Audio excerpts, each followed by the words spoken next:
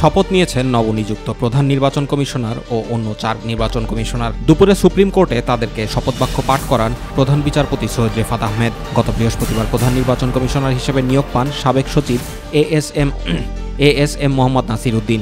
তার সঙ্গে 4 নির্বাচন কমিশনারের নামও ঘোষণা করা হয়। সাবেক প্রধান বিচারপতি মোহাম্মদ রুহুল আমিন মারা গেছেন। ইন্না লিল্লাহি ওয়া ইন্না ইলাইহি রাজিউন। রোববার ভোর 4:30টার দিকে রাজধানী সম্মিলিত সামরিক হাসপাতালে চিকিৎসাধীন অবস্থায় তিনি মারা যান। সাবেক প্রধান বিচারপতি মোহাম্মদ রুহুল আমিনের মৃত্যুতে তার প্রতি সম্মান জানিয়ে রোববার সুপ্রিম কোর্টের আপিল ও হাইকোর্ট বিভাগের বিচার কাজ বন্ধ থাকবে, তবে প্রশাসনিক কার্যক্রম চালু থাকবে।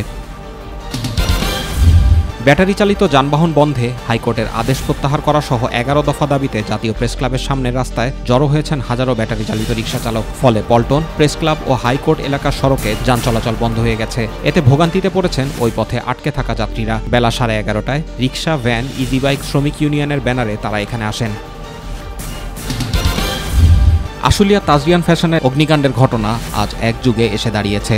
দীর্ঘ এক যুগেও শেষ হয়নি নিহত পরিবারের আহাজারি ও আহত শ্রমিকদের চিকিৎসা সেবার আকুতি। বিদেশি প্রতিষ্ঠানের আর্থিক সহযোগিতায় কিছুটা স্বস্তি আসলেও আতঙ্ক কাটেনি শারীরিকভাবে অক্ষম ও অনাহারে থাকা এই মানুষগুলোর জীবন কাটছে অবহেলায়। বর্তমান সরকারকে আহত শ্রমিকদের পাশে দাঁড়ানো ও শ্রমিক সরণী করার দাবি জানান শ্রমিক নেতা ও সচেতন মহল।